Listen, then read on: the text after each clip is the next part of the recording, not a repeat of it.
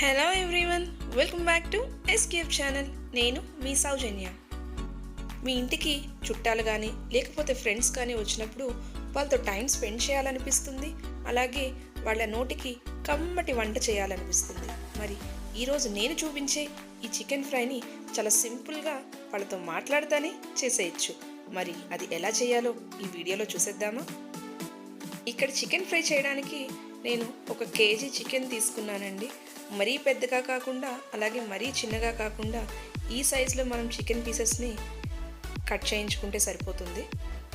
ముందుగా చికెన్ని శుభ్రంగా కడుక్కుని దాంట్లో 1 స్పూన్ పసుపు, అలాగే తగినంత ఉప్పు, 3 నుంచి 4 స్పూన్లు కారం వేసుకొని చికెన్ మొత్తానికి పట్టేలాగా ఒక 2 నిమిషాల పాటు కలిపి పక్కన పెట్టుకోండి. ఇప్పుడు చూపించే చికెన్ ఫ్రైకి చికెన్ ఎక్కువసేపు ఏమీ మ్యారినేట్ చేయక్కర్లేదండి. మనం జస్ట్ ఉల్లిపాయలు, టమాటాలు, అలాగే దీనికి ఒక మసాలా పౌడర్ అనేది మనం గ్రైండ్ చేసుకుంటాం. ఆ కొంచెం సేపు నానితే సరిపోతుంది. అంటే 10 నుంచి 15 నిమిషాలు చికెన్ నానబెట్టుకుంటే సరిపోతుంది. అందుకే మనం ముందుగా చికెన్ని కలుపుకొని పక్కన పెట్టుకోవాలి.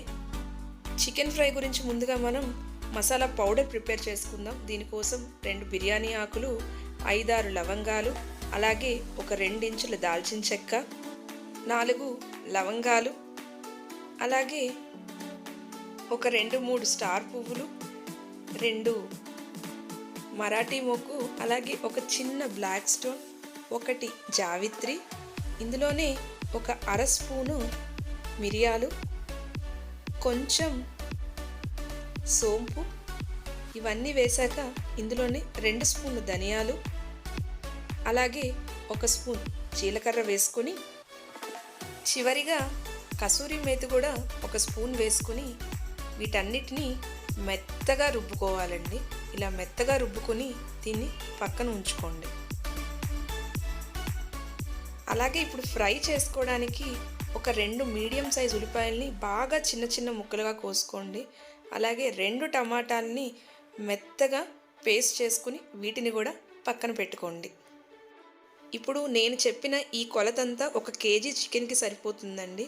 సో చికెన్ ఫ్రై చేసుకోవడానికి ఒక మందపాటి గిన్నె లేకపోతే నాన్ స్టిక్ మూగుడైనా ఏదైనా ఒకటి పెట్టుకోవచ్చు. నేనైతే ఇక్కడ నాన్ స్టిక్ మూగుడు వాడాను. ఇందులో ఒక 3 నుంచి 4 స్పూన్ ఆయిల్ వేసుకోవాలి. ఫ్రై కదండి, కొంచెం ఆయిల్ ఎక్కువే పడుతుంది.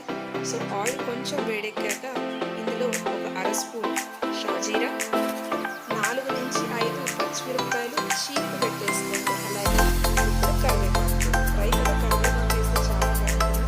ఇది కొంచెం వేగాక మనం ముందుగా సిద్ధం చేసుకున్న ఉల్లిపాయ ముక్కలు కూడా వేసుకొని ఈ ఉల్లిపాయలన్నీ బాగా ఎర్రగా వచ్చేదాకా వేయించుకోవాలి.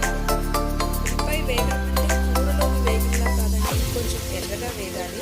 ఇలా ఎర్రగా వేగిన దాంట్లో మాత్రమే 2 స్పూన్లు అల్లం వెల్లుల్లి పేస్ట్ కూడా వేసుకొని దాంట్లో ఉన్న పచ్చివాసన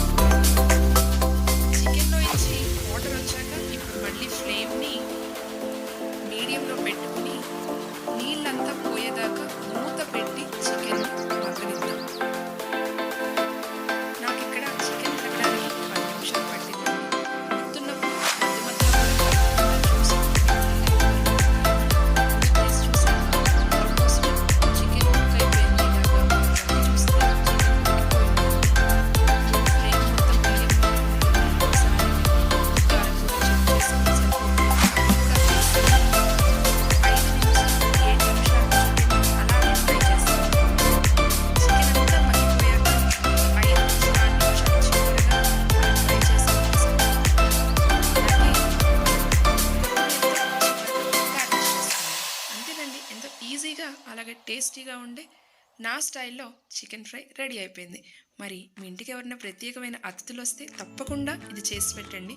దీంతో పాటు పక్కనే కొంచెం రసం కానీ సాంబార్ కానీ చాలా బాగుంటుంది. మరి నచ్చిందా? నచ్చినట్లయితే తప్పకుండా ట్రై చేసి కామెంట్ బాక్స్లో ఎలా ఉందో కామెంట్ పెట్టండి. అలాగే నా వీడియోస్ కనుక నచ్చినట్లయితే తప్పకుండా లైక్ చేయండి, మీ ఫ్రెండ్స్ అండ్ ఫ్యామిలీ మెంబర్స్తో షేర్ చేయండి. మరి మీరు ఫస్ట్ టైం చూస్తున్నట్లయితే ఏం చేయాలో తెలుసు కదా, తప్పకుండా సబ్స్క్రైబ్ చేసి పక్కనే ఉన్న బెల్ ఐకాన్ని ట్యాప్ చేయండి. Thank you for watching.